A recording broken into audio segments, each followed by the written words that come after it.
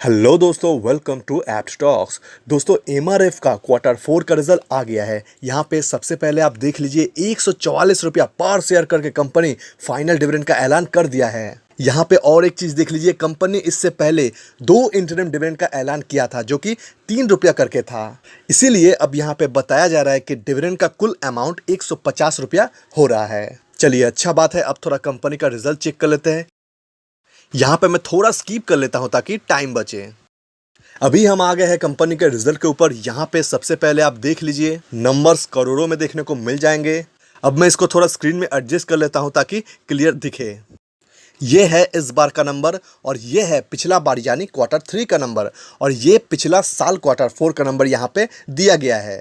शुरुआत हम यहाँ पे रेवेन्यू फ्रॉम ऑपरेशन के साथ कर लेते हैं, जो कि इस बार 5304 है।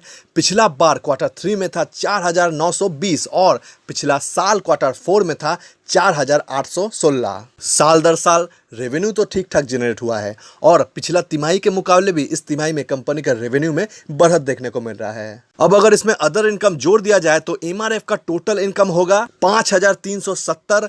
पिछला क्वार्टर 3 में था 4989 और पिछला साल क्वार्टर 4 में था 4874। पिछला साल के मुकाबले इस साल कंपनी के इनकम में अच्छा खासा बढ़त देखने को मिल रहा है और पिछला तिमाही के मुकाबले भी इस तिमाही में कंपनी का इनकम में जंप हुआ है। अच्छा बात है। अब थोड़ा कंपनी का एक्सपेंस देख लेते हैं। यहाँ पे देखिए, एक्सपेंस का लिस्ट दिया गया है। आप चाहो तो एक एक करके कंपेयर कर सकते हो।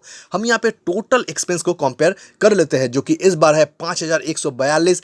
पिछला क्वार्टर में था 4787 और पिछला साल क्वार्टर 4 में था 4425। साल दर साल तो कंपनी का खर्चा बढ़ गया है और पिछला तिमाही के मुकाबले भी इस तिमाही में आप देख सकते हो खर्चा में बढ़त देखने को मिल रहा है। खर्चा कंट्रोल में नहीं रहने से प्रॉफिट के आंकड़ों में असर देखने को मिलता है, यही खराब लगता है। हाँ, इतना बड़ा बिजनेस चलाना है तो खर्चा तो होगा ही। इनकम बढ़ा है, खर्चा भी बढ़ेगा, लेकिन हद में रहने से प्रॉफिट बचा रहता है।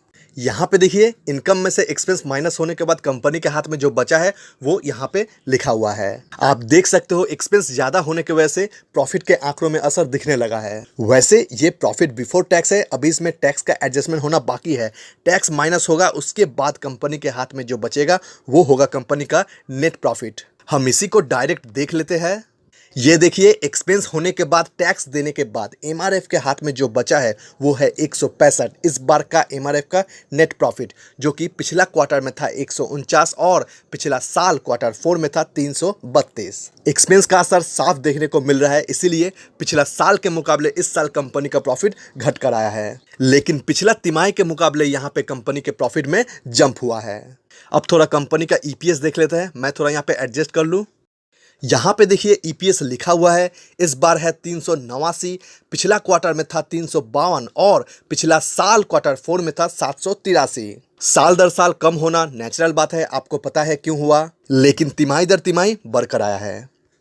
चलिए ठीक है, साल दर साल थोड़ा कमजोर रहा, लेकिन तिमाही दर तिमाही ठीक है। हालांकि कंपनी का इनकम अच्छा हुआ है, साल दर साल भी और तिमाही दर तिमाही भी। इसको ध्यान में रखिएगा। एक्सपेंस ज्यादा हो जाने की वजह से इनकम में से एक्सपेंस माइनस करने के बाद कंपनी का प्रॉफिट घटते हुए दिखा पिछले साल के मुकाबले। इसको समझना पड़ेगा, तो जाके समझ में आएगा कि कंपनी का प्रॉफिट आखिर घटा क्यों पिछले साल के मुकाबले।